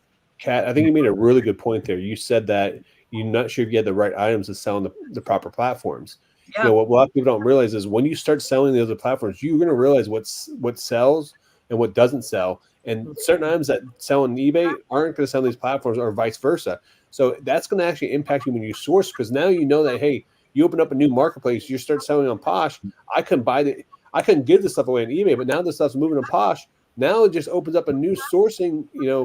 When you go sourcing, now you can find different items to source from. You're like, oh, this will sell on Mercari, or this will sell on Posh. Just like we source specifically for Whatnot now, because we open another platform that we know that certain things are selling there better than they're selling other places. So now people are going to source directly for Whatnot, or they're going to source directly for Poshmark. So yeah, so you have to look at it as a whole, what it brings you when you do look at these cross-listing platforms. Yeah, that's for sure. Yeah. All right, Rod. I don't know what FNAF is. Did you see it? Whatever it is. I did not. It's Five Nights at Freddy. I didn't see it. It's on the Peacock Network. I just haven't watched it yet, so I will watch it though. So don't give him spoilers. All right. D. Smith has 2 questions. One is, she has 8 items that are unsold, but eBay's saying 180. How does she deal with that? I delete, but then they're still somehow hanging in there. Even after I delete, it's weird. I ignore it personally. And then her second question is, over the last 2 weeks, she's been finding items. So have you guys been having items disappear from your listings? I have had it over the years disappear. I think a lot of times if you don't add the item specifics that they're saying are required, sometimes they could disappear. I don't really know why some of them will go away, but it's good to check up on your listings for sure. I don't really have a definite. It's a mystery at times, but I would go and check your required, because a lot of times if you don't add that stuff in a timely fashion, they'll just boot your listing. Like, that's a thought, but yeah. Anybody else got any other explanations? Yeah, same with us. You know, some items disappear. We don't know how in the world it disappeared. But yeah, and Derek is really good at, we try to do like regular inventory checks, you know, just making sure like our inventory, you know, just randomly like the items are on the eBay store, you know, and it's truly random, because there was one time Derek did one and we found, I don't even remember how many items that weren't listed. Remember? It was like 30 something. I was like, what? Yeah, and we were wondering like why the items weren't selling, but when we looked, for whatever reason, because I was like, now I know these Jordans would sell fast. Yeah, and these were like, yeah. That's how I found most of mine. I'm like, why is this still sitting on my shelf? Right, right. And when we did that, you know, we got it listed and it literally sold within a matter of days. So. Did you have your Jordans listed overseas, like to ship overseas? Yeah. Because they had a little run there for a second that was certain countries, they kicked it out, like wouldn't let you send them over there. And so they did delete some listings when that happened. Oh, wow. Yeah. Yeah. Eric, you made a good point, man. I wonder if that's the case, because when eBay does those updates where you have to change the item specifics. Mhm. I wonder then over an X amount of time, will we just leave it there? They just remove them because they don't meet the requirements. Then Yeah. I never thought about that. That could be it. That's a good That thing. makes But sense. I mean, I've been selling on eBay since 1999, and I to this day I still have items that disappear. You know, it's been an ongoing thing. So I mean, that's the only logical thing that would make it. That makes sense. I always recommend like do an inventory check at least every once a year at least. But you can do it like pull every day, pull a tote that you pull a box or tote that you keep your stuff in, check it, and then put that one back. Go to the next one, then the next day. So you can do it little by little. But yeah, it's always important to go through there. Yeah. The Leroy I method. probably have hundreds of items that I think are listed that are not, because I've never done it, and I have 6,000 listing, and I do find stuff just randomly. I want to bring this up now, and Rod and I talked about this, and I need to let you guys know. And I don't know if any of you will ever have this many, but there is a limit. Eric, do you know there's a limit to how many drafts you can have on eBay? I've heard that because I know some people that are building draft banks, and they've told me the same thing. Like, so the limit is 250. I had more than that because I wasn't feeling good a week, and my employees were still listing. And what happens is all the older ones, which were not even a week old, got pushed out. So I just had to double pay them to relist them, and they had to go back through, and we lost like 30 or 40 listings. That's Wow. So if your drafts get close to 250, know that they will be erased if you go over it. 100%. And I did not know that. I know you could keep them 6 months, but I didn't know so what it started doing is as they're doing new, the oldest, which was less than a week old, fell off. Just dropped off. They're putting new, it's falling off. And I'm like, I know I saw these, but they're not listed. Well, we figured it out. So there is a limit, 250. All right, let's take a couple more questions and then we shall be free. Picker Jim wants to know what we use for editing our videos. I use Filmora. I've been using that for a while. I actually was using another editing software, and they kicked it off my phone because I used to do it all on my phone. And so now I use Filmora both on the phone and on the computer. So yeah, so we use Power Director Mobile. We do it on our phone. So still haven't transitioned to the computer yet. I'm thinking about doing that very soon. The phone is just easier. Like he literally pulls out if we're waiting at a store, whatever. I still use my phone. Yeah. I don't use a computer. I use a computer. I use iMovie because I have a Mac and I have an iPhone, but I'm going to be switching over to DaVinci probably here soon. Yeah, but it's free. So. I use KindMaster on Android. I like it. I've been using it for years. I was using I can't even remember the name now, but like they changed it with an update and I couldn't figure it out. So I went to KindMaster, and that's the one that I use. All right. Flicker Maple wants to know your opinion, Derek and Jasmine. Do you think the business owners are going through units and pulling out the good stuff before they auction it off? That's a funny question. So legally, they're not supposed to, but that's why you have to kind of know what you're bidding on. What you're bidding on, because you can see in the pictures, like if it looks like it's ran through, we don't mess with it. Or if we see a lot of bags and the bags are like ripped, the bags are ripped and have holes in them, we don't get them. Yeah, because that kind of tells. The $300 item sitting right in front of the unit. Yeah, right. Staged. Yeah. Talk about stage, because I think this audience needs to know. A lot of people don't know about stage units. I think it's a good topic for you guys to talk about.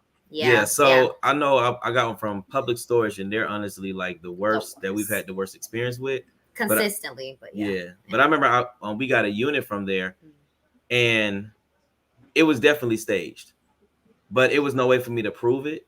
Right. So when I get to the front to pay, it was a guy who was helping me, and it was a lady in the back who worked there. And she was like, "Hey, how much do you want me to bid on this auction right here?" And he was like, didn't know that he was in the front though. No. Right. Yeah. So literally they were bidding to get the money. They were still bidding, which is illegal. Yeah. Exactly. Yeah. And I told him what I was like, this is like illegal, man. What you doing? He was like, what you talking about? And I was like, dude, you can't bid. Like, you work for Public Storage. You cannot bid on the listing. Right. He was like, we weren't bidding, we was doing something. And I was like, all right, man. And I ended up getting the unit, but the unit like was not a good unit. And I know it was staged. You know, like once I got in there, I was like, gotcha, I'll never buy from you guys again. So that's the thing. Just like high bid, like people ask me about that. So you're going to learn the good ones and the bad ones. Make a note, whether it's mental or on paper, and don't buy from them again. Like there are some companies that just take pictures and their pictures are crappy. So yeah, there's defects that they didn't notice. That is different from somebody that is intentionally setting things up with a defect turned away from the camera, you know? So it's the same on Whatnot. If you're buying anything on Whatnot, you know, you're going to learn. You need to keep, like I said, either a mental checklist or a written checklist of who you do and do not want to buy from again. You know, that's just doing your due diligence and being careful, you know, it's your money, you know, protect it. And we tell people also, like, only bid on what you see. You know, don't bid on what you think is going to be in there. If you that's see, what I do with online lots too. Like I want to see my money for sure in something in that lot. See, this so I know, like, if I sell 3 items, then Scott buys storage units too. He said if you see a bunch of stacked Nike boxes, they're empty every time. Hey Scott, you can sell those Nike boxes, my friend. And it's the thing that's going around too, where like people would buy units and they found like a loop in the storage unit business, but they'll like rent a unit out. They'll buy a whole bunch of like empty Louis Vuitton boxes, Nike, Jordan boxes, and it's literally empty. And they'll just put it in a unit, and literally once it's they'll default on the payments. They'll default on the payments, so that it'll get auctioned off. So like the auction may go, say you may owe $300 on it. The auction may sell for $3,000. The facility, right, depending on like if it's like the policy with whatever state you're in, they'll take their $300 that you owe them, and then they'll send you a check for the remaining balance. So that's something that's crazy, man, that people are like doing now. You know, kind of like a loophole, right? So they're like, I can easily make over $2,000. All I gotta do is purchase by default on a unit. Right. The storage unit can't keep the proceeds, the profit. They can only keep what was owed to them. So crazy. Yeah. So that's something too you just gotta watch out for. Wow, I didn't know that. So that's across the board. They have to send a check to the. Well, you have to check your state, but I believe like majority of the states. Sometimes they can charge extra, like more than the storage, like a percentage. Like basically, they've held your item, not been able to rent their item, but it is. I think in North Carolina they're allowed to, like a certain percentage they're allowed to keep just because of the clean out. The inconvenience type. Well, I'm sure also like the pay to the auctioneer, and you know, there's all kinds of stuff. I'm sure they could charge them and subtract from that. Yeah, but I would say if you find a facility that's good, like try to build a relationship with them and like give them your number. Say, hey, if you have any units that you know you can't sell or whatever, I would love to come up there and pick it up, and they'll give it to you for free sometimes. You know, they'll put you on them out. No, that's awesome. All right. I answered this in the chat. I will answer it now. Yes, he is good at cooking, and I'm like super duper picky. But he is very good at cooking. Dalton has copied me, and that is my fault. I am going to make Eric big and then let Derek and Jasmine tell you two what they've got going on, and then Rod, and then me. So here is Eric. I've already spoke about Reseller Information Network. We've started something new. I know, you know, Kat's kind of in something like this as well, but we have our own marketplace called One Stop Shop. It's actually hosted through District. And I'm running an auction on there Thursday at 12 o'clock. So you can get a Reseller Information Network. We have links that'll get you there. If you want to come by and check that out, brand new platform. So something different in the reselling journey. And come and check out Reseller Information Network. Like I said, on Tuesdays, 9 a.m., we go live. So you can come there, hang out with us, and we'll answer questions too, much like what we do here. But we do thank you, Kat and Rod, for having me on again. I appreciate you guys so much, and look forward to seeing what the future holds. Perfect. Here's Derek and Jasmine. Awesome. Well, thank y'all so much again for having us tonight. Yeah. We are, fully navigating. We were just talking about just things we have coming. We are excited about getting back on Whatnot. So y'all stay tuned for that, because we've definitely been taking notes the last year. We were on it for a while, kind of came off, but we getting so many great items, especially with these storage units. And so we're going to be making like some custom lots, custom boxes. Cause I mean, honestly, Atlanta is just amazing when it comes to the inventory that we're getting. So we got to get back on Whatnot. So I think we got to go possibly like December of like fully getting on Whatnot and really bidding on some of these storage units and things like that. And then also, you know, if you haven't already, go ahead and like and subscribe to our YouTube channel. Because if you subscribe, guys, she'll sing another song before we leave. But yeah, go ahead and subscribe to the things. Because I mean, all of these storage units, you know, like our incidents, like dealing with, you know, public storage and all that, like we capture all of these things. And y'all see firsthand, like the stuff we go through. Like we can't make this stuff up. And if you want to get into the storage unit business, don't know where to start, just want, you know, some knowledge, like hit us up on Instagram and we'll, you know, share with you. You know, all the nuggets. Because what's crazy is we've only been doing storage units for a year. Like we literally started around November last year, and like the money and the profit is amazing. So hit us up. There's a thank you. I agree with that. Rod, what do you have going on?